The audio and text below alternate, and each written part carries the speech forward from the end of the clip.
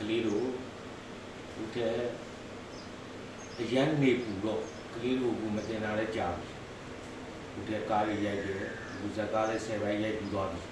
အဲ့ဒီအတွက်ကလေးတို့ကိုနေပူလို့အခြေခံနဲ့တွဲပြီးတစားလို့ရတယ်လက်ကလေးတွေသင်ပေးခြင်းနဲ့အဲ့ဒါလေးကိုတတိချင်းသင်သွားမယ်တည့်ချင်းပြီးချင်းပြီးသွားမယ်နော်အဲ့တော့အခုအခြေခံ1 2 3 4ဆိုတာလေးကိုဒီနေ့စပြီးတော့သင်မယ်နောက်နေ့တစ်မျိုးသင်မယ်နောက်နေ့တစ်မျိုးသင်မယ်ဒါနဲ့ဘယ်လိုသုံးလို့ရတယ်ဆိုတာလေးကိုလည်းဒီထက်နောက်ပိုင်းရှင်းပြပေးမယ်အဲ့တော့ရိုးကြည်လိုက်လုပ်ပါရိုးကြည်လိုက်ကျင့်ပါ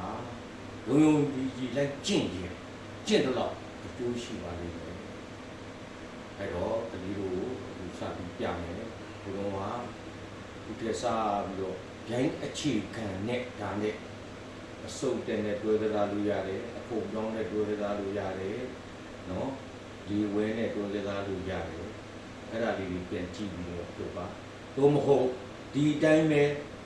ဒီ1 2 3 4ကိုလိုက်ပြီးကျင့်တာနဲ့လေကိုယ်တိုက်ခိုက်တဲ့ဥစ္စာကာဝယ်နိုင်ပါလိမ့်မယ်နော်မကြီးအလုံးလေးပြင်မယ်တော့လေးပြချင်ရဒီနေတော့လေ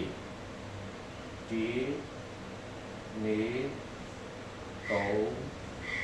လေဒီတဲ့လက်ကြီးကိုဒီချလိုက်ကြည့်လောက်သွားတဲ့ဥစ္စာလေးကိုလိုက်ကြည့်ပါဒီနေ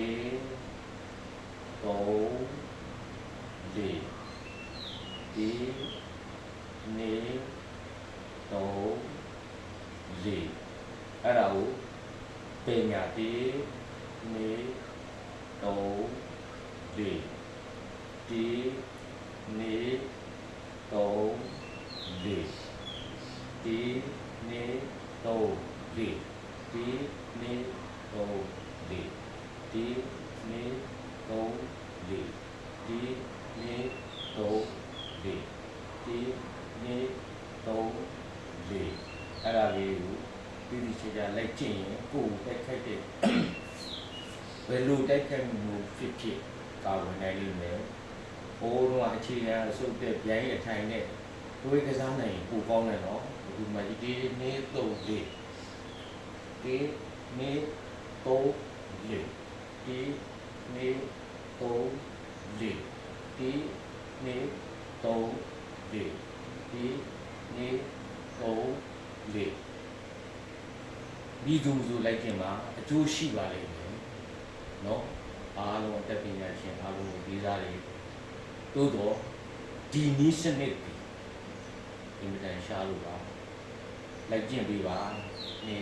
တော့လေဒီနေတော့လေဒီနေတော့လေဒီနေတော့လေဒီ